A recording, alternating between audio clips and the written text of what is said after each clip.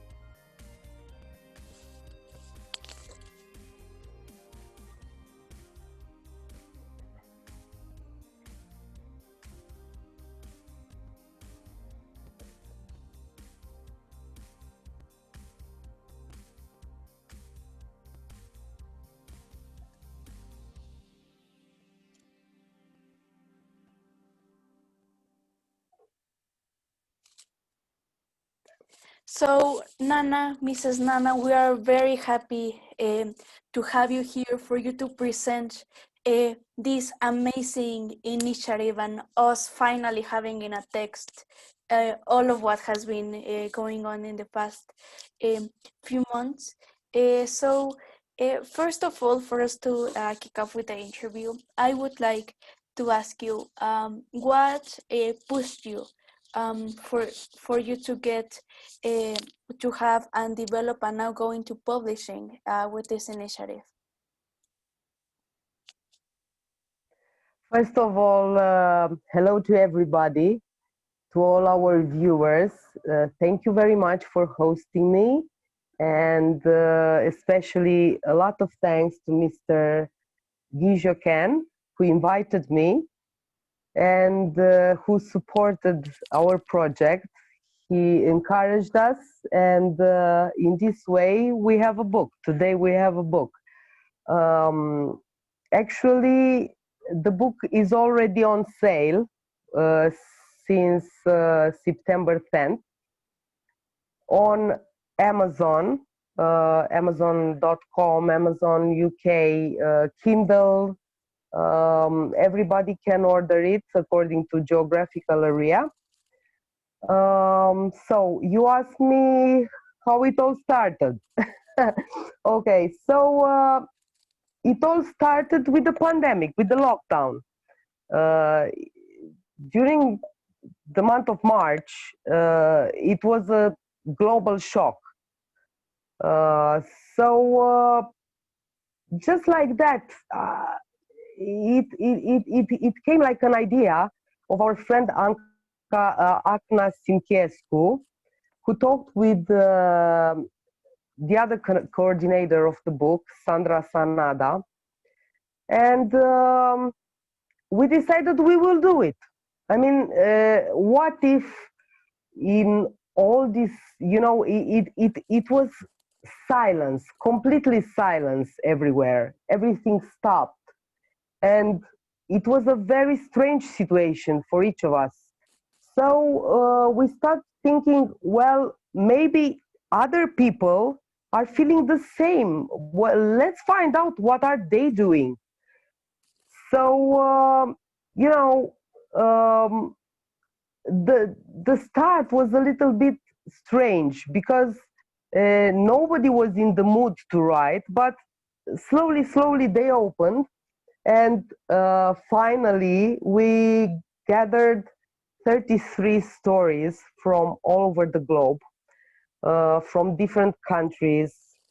It started in Romania, but it continued in Turkey, in London, in England, Mexico, Japan, Egypt, New Zealand, United States, Germany, France, Italy, and so and so and so. When we put together all those stories. I mean, it was a tremendous work to do, a lot of work, because we were not prepared, as anybody was actually prepared for this situation, but we were not prepared to start uh, writing a book. It was an idea. And when we put all the stories together, we found similar feelings, similar situation. So it's kind of, more and more we tried to push it forward and to accomplish it. So maybe it's not the perfect book because it's not written by writers, professional writers. Some of us are writers, some of us wrote books, but not all of us. Uh, some of us are architects, some of us are actors, some of us are real estate managers, or they have different jobs.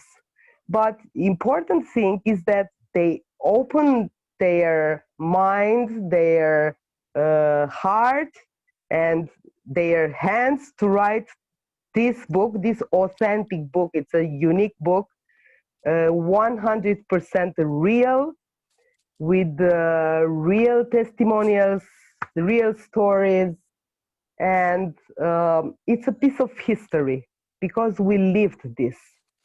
We lived this, and we all shared the same situation, the same feelings, the same fears. We put the same questions. What will gonna happen? What about our future? Is this will gonna end? And all those questions we put in the same way. Doesn't matter the language. So I think this book will make history because it is a piece of history. Yes, yes, exactly. And one of the main points that amazes me and that maybe it was not expected is that you are sharing with us that some feelings were repeated along their stories, and it was something which connected people from all backgrounds. So on that matter, what were were those feelings? Well, uh, we were 33 people from around the world, no matter the language, no matter the political views, no matter religion, social economical status, profession, but we shared the same basic feelings. First of all, is what is going on, uh, the fear that it's an of all, the fear of unknown, because nobody until today confronted with this situation. It's different to see it in a movie and to live it by yourself. I mean, and the whole planet to be involved in this. This is one moment in time, and this one moment in time, we choose to write, and we expressed our feelings in that moment, not after, not yeah. Starting with the month of March, during April and May, we all, finished writing. actually in the end of May. So our stories are charged with all those feelings because we are it's a life feeling. We are living it, living and writing. Even indoor, there is life indoor, and we are doing the same things. I mean, we are writing, we are cooking, we are worrying, we are boring. Uh, some of us have, you know, um, fears and they get depressed. Each of us, you, you know, shares the same feelings. So it's very interesting because um, we have one child from Greece who shared 12 years old who wrote his own testimonial, and I'm so glad that he did that. Um, we have retired persons. We have uh, all ages represented, everything, all ages, all religions, uh, races, everything. So it is amazing. It is amazing what we accomplished because we transcended everything and joined together in mind and heart and hand to write.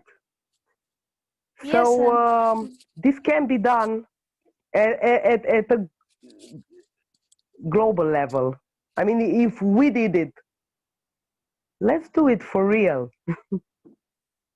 yeah, Björn, I also think in such a way, this book is basically for everybody because being from any continent, from any religion, from any belief, from any color, you can literally find yourself identified in any of these stories, uh, which in such a way is what we need right now, which is union.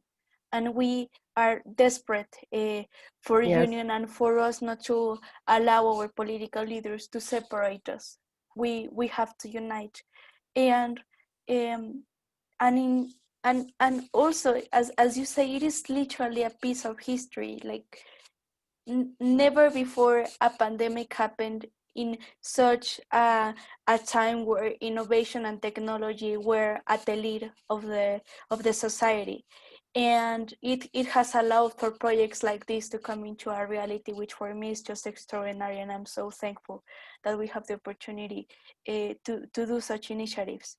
Um, so, on that matter, I would approaching this interview is for us to know with the book what are you expecting, what do you expect for the impact of the book is, and why do you think, especially for our UNESCO Center for Peace platform, that it is so important for them to go into Amazon, for them to buy the book, and for them to be part of this project? Yes. Well, to be honest, it was a great deal of work to do, and everybody who worked at this project did it in a voluntary way. So we had no sponsor of any kind. We did it all by ourselves. And it was, I mean, we didn't think it will be hard to do it. We just wanted to do it. So being united, it's a wonderful feeling. And UNESCO, it's all about this feeling because the many people hear about it, the many people read the book, the more they understand that we are the same, no matter geographical area, no matter color, no matter political views, religion, and all this. It doesn't matter. We are the same. So UNESCO, it's about this. and the book is it's about this, but it's true. It's a true book, a very sincere one, because it's no fiction in it. Everybody shared uh, its own feelings, its own view. So I invite people to open Amazon link, Amazon books, amazon.com, amazon.uk, ebook, paperback, Kindle format. So people, just order it, read it, and make wonderful reviews. So everybody will read it. Yes, yes, exactly. And I am more than sure that this book, just from the people that were part of it, is just going to grow and grow, and its impact is hopefully going to reach hundreds and if not thousands of readers worldwide. So for us to reach the Well, end, yes.